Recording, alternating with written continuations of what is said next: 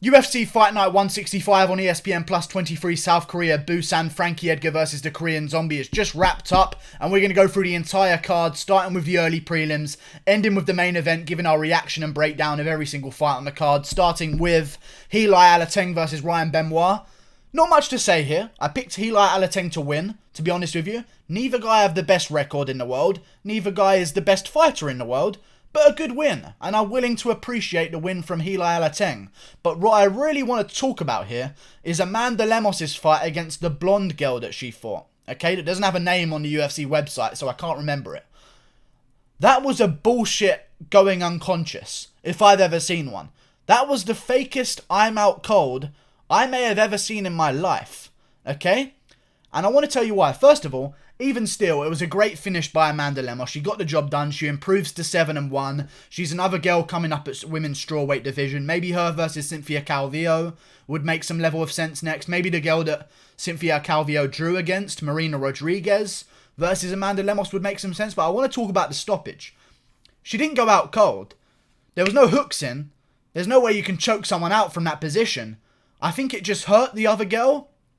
So she just quit and faked going unconscious. Because she was like this, on the ground, and then to go unconscious, instead of just relaxing her arms, she straightened them out, which actually caused more force than would have been just relaxing them. You know? Like her arms was like this, and then she forcefully put them out like that to go unconscious.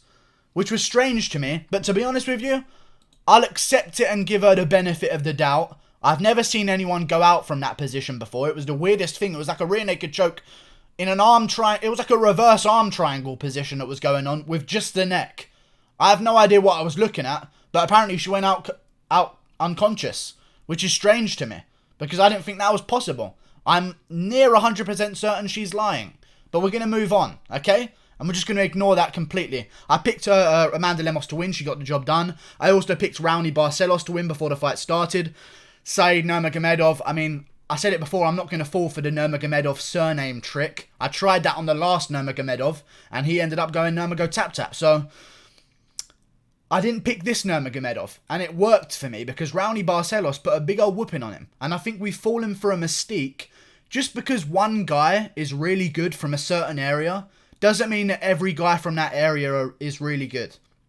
Okay, there's a runt of every litter, and I don't mean one guy. There's a couple guys from Dagestan that are really good fighters. Zabit and Khabib are the two that really stand out. But that doesn't mean that everyone from there is amazing, okay? And Said Nurmagomedov is a very good fighter, but Raoni Barcelos, different level, gets the job done. Smushes him, in my opinion, won every round. If not, definitely won 2 rounds. Clear-cut decision. Great job by Raoni Barcelos, was chewing up the leg of Said, making Said second-guess his footwork, leaving Said with just sort of praying for a spinning attack that was kind of never going to land because Raoni Barcelos saw it coming every time and was just chewing up the legs. Bad fight for Said Nurmagomedov, but Raoni Barcelos, man, this guy's an absolute beast. And at bantamweight, maybe we do him versus Heli Alateng. 2 bantamweights. Their time schedules sync up because they just fought on the same card. Let's get them going. Flyweight division, Matt Schnell versus Alejandro Pantoja. I picked Matt Schnell to win.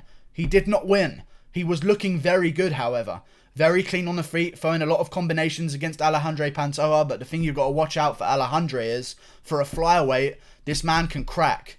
And Matt Schnell's been KO'd a couple times before in his career at bantamweight, but I didn't think the power was going to be the same at flyweight. Turns out Pantoja's got a fucking wicked shot on him. Smashes Matt Schnell in the face as Matt Schnell comes in kind of sloppy. I thought Matt Schnell was looking very good. At one point, Matt Schnell even pulled guard, which shows how comfortable someone is in a fight, where they have the confidence to go to their back like that. Alejandro Pantoja timed the perfect shot. It was really one of the only real good clean shots he landed the whole fight, but it landed clean and it landed well, and he put Matt Schnell out cold. Good job, Alejandro Pantoja. Got that one wrong. I picked Omar Morales to win. He got the win. Wasn't the most entertaining. Kind of was just on top for the entire fight, but good job. Good job, Omar. You got the job done, remaining undefeated at lightweight as well, which is pretty difficult to do. There's a slew of guys at lightweight, so I'm sure he'll have no problem finding an opponent. And for Dong Hyun Ma, 16-11, maybe it's time to hang it up a little bit, you know? Moving on. Choi Seung-woo versus Suman Mokhtarian. I picked Suman Mokhtarian. I saw him 8-1. I also remember having a little bit of an early stoppage against Sadiq Yusuff, if I'm remembering correctly. But Choi Seung-woo, I mean, he's a big boy. He really is a big boy for the featherweight division, and it showed in there. I thought Suman Mokhtarian was a tall guy for the division, but Choi Seung-woo really put a fucking beating on him. Almost finished him at multiple parts of the fight. I actually thought the fight probably could have been stopped at a couple moments, but I mean, you got to give it to Mokhtarian. Tough guy. Is he UFC caliber? I guess we're going to find out in the near future if he takes another fight and wins. But for Choi Seung-woo at featherweight, that's a big win, man. That's a real big win, and I hope he gets someone a little bit higher up the rankings. Maybe Charles Jourdain, which we'll get to in a second, because both guys are coming off a little win in the featherweight division. So maybe we'll match them up with each other. Good win from Choi Seung-woo. I picked Mokhtarian. I was wrong. I picked Ciryl Gane. Very obviously. I think this guy's an absolute beast. Okay, I was expecting a finish from him, but I did not credit the toughness that mullet gives to Tanner Boser, because I swear to God, this guy's chin was taking abuse every single... You might have thought he was Rihanna at one point. Honestly, the amount of fucking black fists that came towards his face, I mean, Jesus Christ, Ciryl Gane can crack, and he can crack very often and very accurately. And he just absolutely put a whooping on a very good guy in Tanner Boser with a respectable record before the fight of 17-5. Before that, he beat a guy who was 10-1. Before that, a guy who was 10-1. Before that, a guy who was 8-0. The list goes on for Ciryl Gane. He's an absolute monster. He's fighting above where he should be in terms of where he's at in his career. I'd like to see him come back in Columbus. His training partner Francis Ngannou and his friend Francis Ngannou is headlining the card against Rosenstruik. And I'd love to see a fight between Ciryl Gane and Ben Rothwell. I think we've seen him beat some decent guys. I'd now like to see him maybe face a guy with a bit more of a name and a bit further up the rankings. Ciryl Gane, Ben Rothwell. Makes a lot of sense to me. I'm a big fan of Ciryl Gane. I'm going to keep picking him to win. Main card. I picked Kang Hyun-ko to win. This was a split decision. I have no fucking idea how. From what I saw, it was a dominant victory from Mr. Perfect Kang Hyun-ko on top the entire fight. But this just goes to show you. Start maybe trying to pick against grapplers, because no one cares about what position you're in, top or bottom. The judges don't care about that anymore. And we're seeing it more and more as the fights go on. Grappling is getting pushed out of the sport, and they're more trying to encourage guys to stand on the feet and bang with each other, which may be good for entertainment, but for the dignity of the sport, I feel like it's quite damaging. But Kang Hyun-ko got the win nevertheless. I don't know how it was a split decision, but he got the job done. And at bantamweight, listen, Sean O'Malley sounds like he's got an opponent. I saw something on his, he released something saying that he might have an opponent scheduled. If he doesn't, Kang Hyun-ko is that level of opponent that Sean O'Malley needs next for a test for himself. I think it'd be a very interesting fight, but if not, give Sean O'Malley someone else. Kang Hyun-ko may have earned his way into a ranking kind of area. You know, there's a lot of guys just waiting outside those rankings. Maybe we can do Kang Hyun-ko versus Andre Yor or Ricky Simone. One of these guys, you take the pick. Moving on, Park Yun-yong versus Marc-Andre Barriault. I'd said it before, Marc-Andre Barriault, in my opinion, isn't UFC level. He came into the UFC, I picked against him against Jotko. He lost there. It was a close fight, but he lost there. I picked against him here as well. Park Yun-yong got the job done. Very good in the first 2 rounds. Got to improve that gas tank, man, because if it isn't Marc-Andre Barriault, someone with a lot more experience and a lot more skill and a better gas tank is going to take advantage of Park Yun-yong in that later round. But a good performance. I was proud of him. Very close, but I thought he got it done. 2 rounds to 1 at least. Good job, Park Yun-yong. Very good job. Young Da-un versus Mike Rodriguez. I picked Young Da-un. I've seen Mike Rodriguez lose to some questionable opponents that I don't think he should have lost to. I see a lot of holes in his game, and I kind of feel like, based on his look, he's a tall, athletic guy. He got a flying knee knockout in the Contender Series. I feel like Dana's kind of pushed him a little bit too fast into the UFC. I would have liked to have seen him maybe take some time after the Contender Series to win some more fights on the not on the amateur circuit, but not in the UFC, like for some other organization, and then get picked up by the UFC. But he's been thrusted to the top, and this is what happens. Gets KO'd in the first round.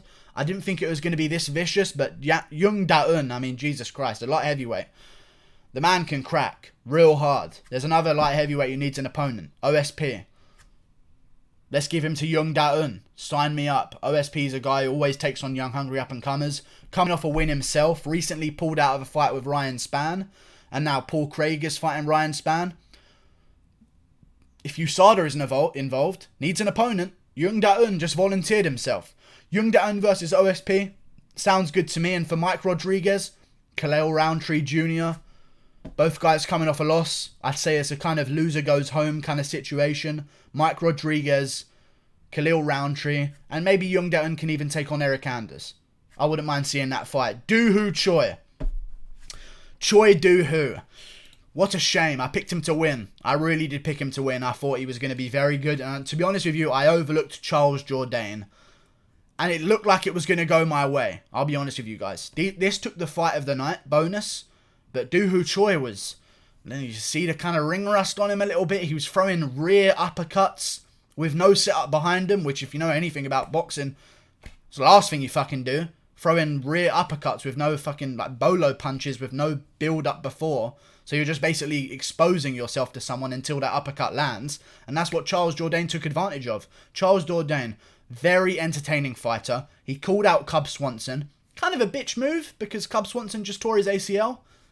You don't really call out someone who's injured, in my opinion. But good call out. Got his name out there. Got the name that he wanted out there. I like when guys call people out, regardless of who they call out.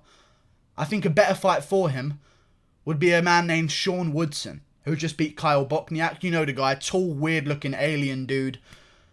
Beat Kyle Bochniak in his last fight. You know exactly who I'm talking about if you're a hardcore MMA fan. Sean Woodson, Charles Jourdain. The winner of that one can get some call-out power, I feel. But those two need to face each other. The winner stays on. The winner gets these big fights against some big names. I thought if Charles Jourdain really wanted an opponent, he should have called out Ryan Hall. But ain't nobody saying Ryan Hall's name for some reason, so... Charles Jourdain gets a good win, gets a KO in the second round, very impressive performance. Still some issues that he has to work out, but he's 24 years old. He gets cracked, he's going to have some problems in his game. We'll see him evolve as his career goes on, but right now, him versus Sean Woodson, or him versus someone else, I don't know. Sean Woodson sounds good to me. Make it happen, and for Doo-hoo Choi, 2 years of military service, so we ain't going to see him maybe ever again. If the UFC decides not to re-sign him, that's 3 losses in a row. That's sad, but that's how the game works.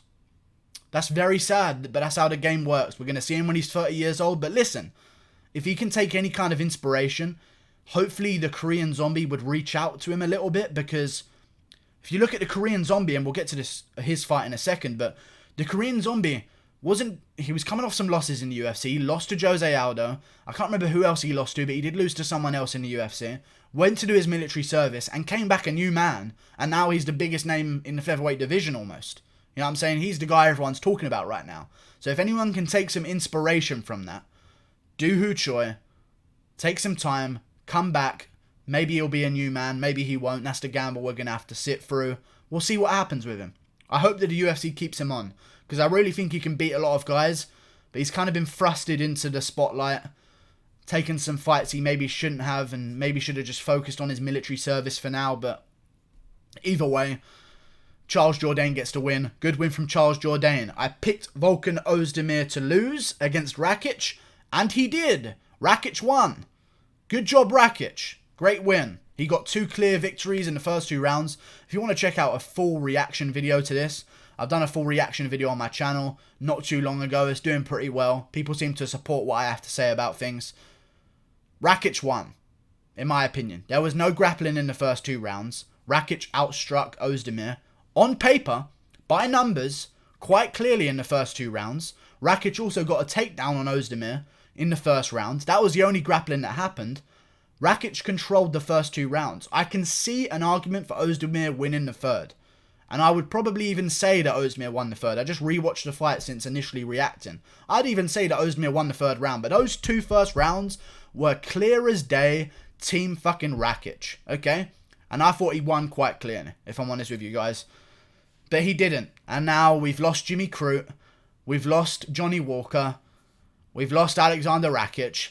And we're stuck with these old fucks, these fucking baldies. And it's fucking annoying, to be honest with you. But that's the way the game works. The judges will never be shot for their insolence and ignorance. because those are the laws of human rights, I guess.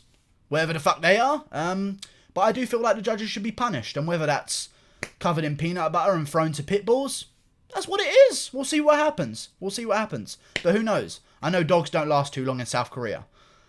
Anyway, Frankie Edgar versus Chang Seung-young came next. I picked the Korean Zombie to win by first round TKO or second round TKO if Frankie Edgar survived. Got it done in the first, and Edgar was kind of looking like he was going to survive, but there's just a level of too much damage in the first round of a fight. Like, people were making comparisons to the Colby Covington stoppage and saying, people have a problem with the Covington stoppage, but don't have a problem with this one. There's differences. There wasn't 40 seconds left of the fight, you know? There wasn't a title on the line. It's Frankie Edgar. He's had a lot more damage in his career. There's different things to take into consideration, and to be honest with you, Colby Covington wasn't face down, not even looking at Kamaru Usman while Usman pounded his head in from the side. Very different situation there. A lot of people made that comparison. I didn't quite understand it. But for me, the fight that needs to happen is this. Korean Zombie, Max Holloway, Alexander Volkanovski broke his hand. He needs time to heal it. He's not going to be here for probably until July. In the meantime, let's find a fight night. Let's make a main event. Max Holloway, Korean Zombie. It feels so weird not calling Max Holloway a champion. It's crazy. But Max Holloway, the Korean Zombie, fight on the main event of a fight night. Let him go 5 rounds. Holloway gets a chance to secure his rematch against Volkanovski. Korean Zombie gets a chance to secure his next title shot. Sounds good for both guys. Neither of them are injured. Let's get them both back in the ring. Korean Zombie had a real easy night out tonight. Let's make it happen. Let's make it happen. And I'm sure both of them would take that fight, and that's an amazing main event that I'd love to see and watch. And I have no idea how that one would go. I'd have to look into things before I did some shit like that, Eddie Bravo style, you know what I'm saying? But Korean Zombie, dominant victory, and for Frankie Edgar, where he needs to go from here, he wants to go back down to bantamweight. I say he retires, but doesn't look like he's going to do that. He looks like he wants to go back down to bantamweight and really wants to pursue the belt there. I mean, if he's going down to bantamweight, I don't want to see him jumping against the top 5 anymore. It's a different Frankie Edgar right now. He's lost to Korean Zombie. He's going to shift down the rankings a little bit. So a perfect fight for Frankie Edgar would be this. Frankie Edgar, Uriah Faber. Make it fucking happen. Okay? The rematch at bantamweight. I'd love to see it. I know you guys would love to see it as well. I'm sure Uriah Faber would love that kind of fight. The title shot is no longer in his grasp. So maybe just fun fights and big name fights like this would be better off for him.